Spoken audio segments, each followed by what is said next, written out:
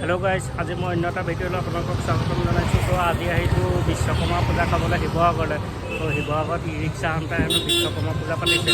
ত' যাওঁচোন বলক, ময়ো যাওঁ, আপোনালোককো দেখুৱাওঁ কেনেকুৱানো লাগে চাওক। আজি আহিছিলোঁ শিৱসাগৰত পতা বিশ্বকৰ্মা পূজা খাবলৈ। চ' নিমন্ত্ৰণ আছিলে শিৱসাগৰ দ্বিতীয় অফিচ ই ৰিক্সা সমিতিৰ ফালৰ পৰা। আচলতে পেণ্ডেলটো ইমান ধুনীয়াকৈ তৰিছে। চ' ভাল লাগিছে, এনেকুৱা সমমিল থাকিব লাগে সকলোৰে লগত। হিন্দু মুছলমান বুলি কোনো কথা নাই, সকলোৱে পাতিছে বিশ্বকৰ্মা পূজা। ত' সকলোৱে মিলি পাতিছে। চাই যাওক আগলৈ ভিডিঅ'টো আৰু কি পাৰোঁ দেখুৱাম আপোনালোকক।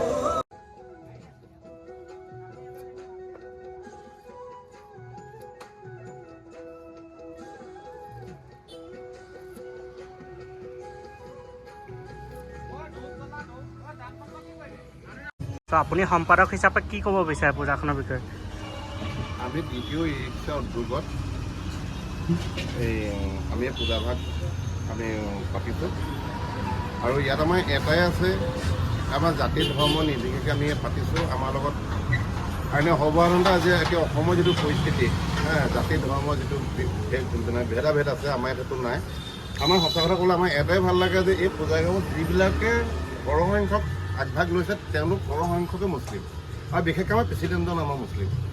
গতিকে তেওঁলোকে যেনেধৰণে লাগিছে এইটো আমাৰ ভাল লাগিছে। আজিৰ তাৰিখত যিটো আপোনাৰ অসমৰ যিটো পৰিস্থিতি, এই পৰিস্থিতিৰ ওপৰত যদি আমি চাওঁ, গতিকে আমি ই ৰিক্সা যিটো আমাৰ এটা সৰু এটা অনুষ্ঠান, সংস্থাটো এটা অনুষ্ঠান বুলিয়ে ক'ব লাগিব। কিন্তু এই অনুষ্ঠানটো খুব আমাৰ সৰ্বসাধাৰণতে আমাৰ যদি মানুহে আমাৰ যেনেকৈ ধৰণে আমাক ভাবে যে এওঁলোকে একো নাজানে বা একো নকৰে, কিন্তু একচুৱেলি আমি এটা বাৰ্তা দিব বিচাৰিছোঁ যে ইয়াৰ পৰাই আৰম্ভ হওক। আমাক চবেই সৰু বুলি ভাবে, গতিকে আমি সৰু মানুহ হিচাপে আমি কৈছোঁ ইয়াৰ পৰা এটা বাৰ্তা যাওক যে আমাৰ যিটো শান্তি সম্প্ৰীতি, কোনো জাতি আমাৰ কোনো ভেদাভেদ নাই।